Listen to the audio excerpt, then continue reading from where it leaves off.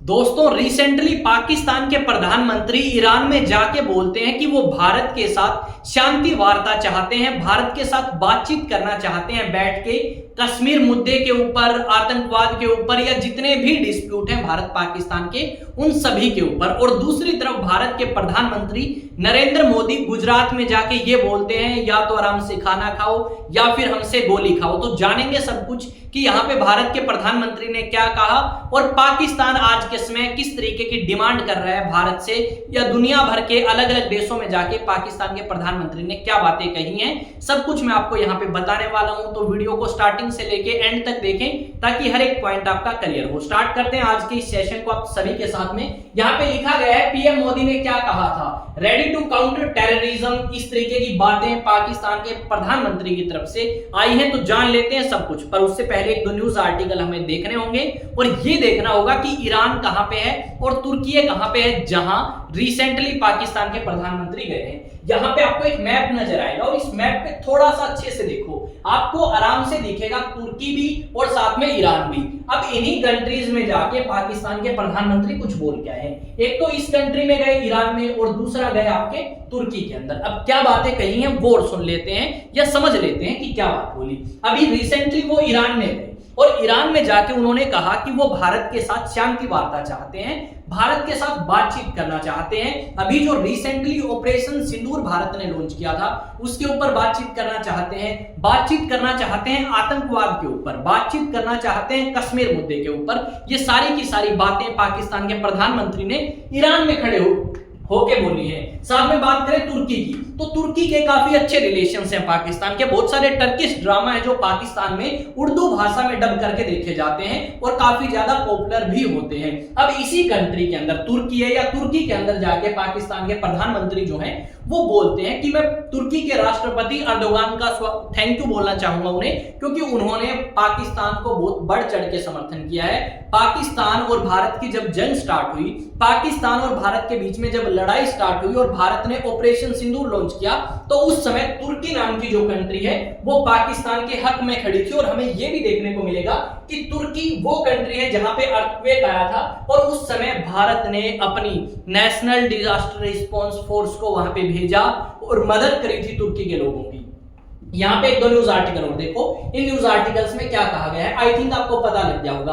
अब first post का एक न्यूज आर्टिकल है, इसमें क्या लिखा गया है, ready to counter terrorism, Pakistan Shehbaz Sharif seeks talks with India again, कि भारत के साथ दोबारा बात करना चाहते हैं पाकिस्तान के प्रधानमंत्री शहबाज शरीफ। और ये बात इन्होंने ईरान में जाके कही। अब आप सभी को पता है कि भारत और पाकिस्तान के रिलेशंस ऑल टाइम लो हैं। ये भी बताऊंगा कि भारत के प्रधानमंत्री ने पाकिस्तान के बारे में क्या बोला गुजरात में खड़े होकर, सब कुछ जानेंगे। तो यहाँ पे ये बात कही इन्होंने। यहाँ पे हमें ये देखने को मिलेगा कि भारत और पाकिस्तान के रिलेशन खराब कब हुए, जब पाकिस्तान की तरफ से कुछ आतंकवादी भारत में आए और उन्होंने जम्मू एंड कश्मीर में आतंकवादी हमला किया। भारत ने उस हमले के जवाब में ऑपरेशन सिंदूर लॉन्च किया और पाकिस्तान के अंदर जो आतंकवादी ठिकाने थे उनके ऊपर अटैक किया गया।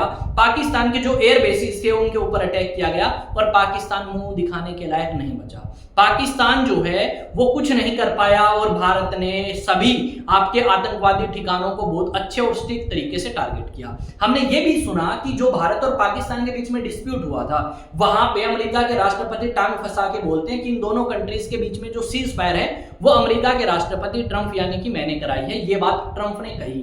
अब इस चीज को रिजेक्ट कर दिया किसने, भारत के विदेश मंत्री डॉक्टर एस जयशंकर ने, कि भाई कोई रोल नहीं है राष्ट्रपति ट्रंप का भारत और पाकिस्तान के बीच में जो समझौता हुआ है उसमें। ये चीज क्लियर करी। और यहां पे हमें ये भी सुनने को मिलेगा कि भारत के विदेश मंत्री ने यह बात भी कंफर्म करी है डॉक्टर एस जयशंकर ने, कि जब हम पाकिस्तान के साथ लड़ाई कर रहे थे तो कुछ ऐसे हथियार पाकिस्तान ने लॉन्च किए भारत की तरफ जो आपके चाइनीज ओरिजिन के थे। यह बात कंफर्म करी है भारत के विदेश मंत्री डॉक्टर एस जयशंकर ने आपके जर्मनी के अंदर जब वहां पे गए थे। ठीक है, ये चीज यहाँ पे देखने को मिल सकती है। और न्यूज आर्टिकल देखो भाई, यहाँ पे भी यही बात लिखी गई है, we want to resolve all disputes. अब उसके बाद देखो इन ईरान, पाकिस्तान के प्रधानमंत्री ने इच्छा जताई है कि वो भारत के साथ शांति वार्ता करना चाहते हैं सभी मुद्दों के ऊपर। उसके बाद एक न्यूज आर्टिकल और देखो, उसके बाद आप देखो, चैन से जियो रोटी खाओ नहीं तो मेरी गोली तो है ही, भुज से पाकिस्तान पर बरसे पीएम मोदी। अभी ये वीडियो मैंने देखी सोशल मीडिया प्लेटफॉर्म पे, आप कह सकते हो काफी एग्रेसिव भाषण था भारत के प्रधानमंत्री श्री नरेंद्र मोदी का।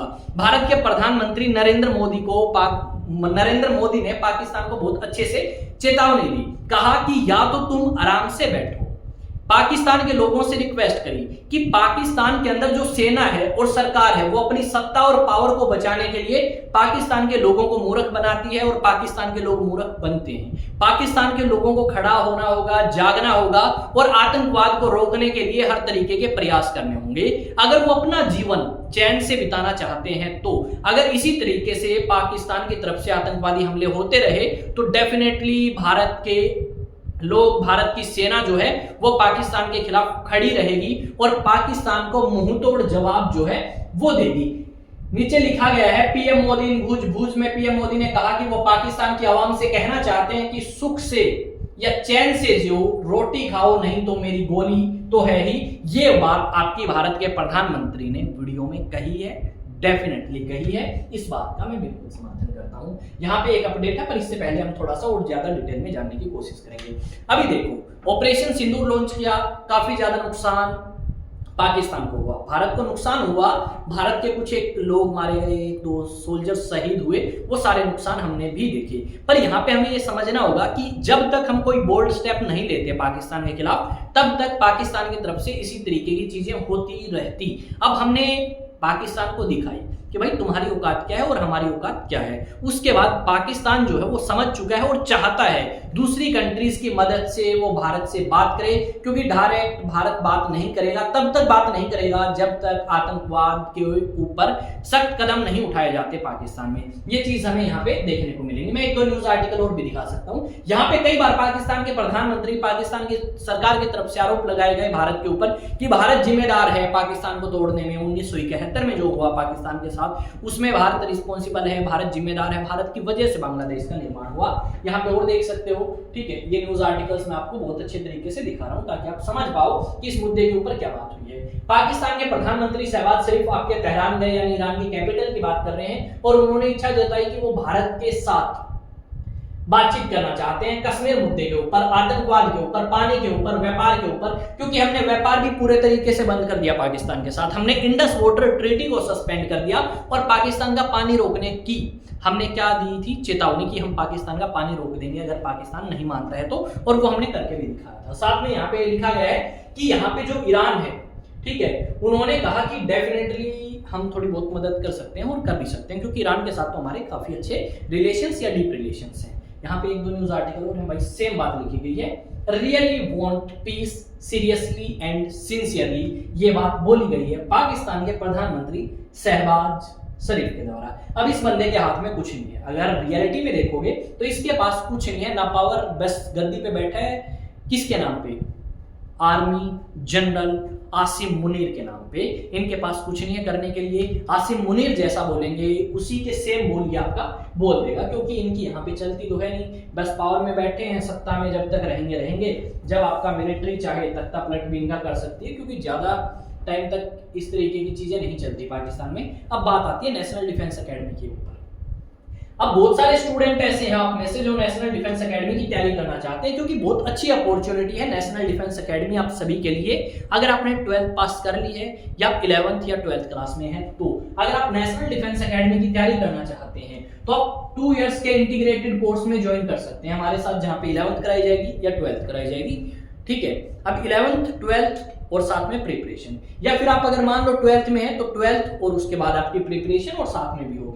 यहाँ पे आपका एनडीए और स्कूलिंग दोनों चीजें अवेलेबल हैं। क्लासेस आपकी ऑफलाइन भी हैं, ऑनलाइन भी क्लासेस हैं। नंबर यहाँ पे दिया गया है, अधिक जानकारी के लिए इस नंबर पे कांटेक्ट कर सकते हैं और अपनी सीट कंफर्म कर सकते हैं ऑफलाइन एंड ऑनलाइन क्लासेस के लिए। मिलेंगे एक नए सेशन में नई न्यूज नई अपडेट के साथ, तब तक जय हिंद जय भारत। चैनल आपका अपना है, सब्सक्राइब करें, बेल आइकन को प्रेस करें, शेयर करें, वीडियो को लाइक करें, कमेंट करें। मिलते हैं नेक्स्ट वीडियो।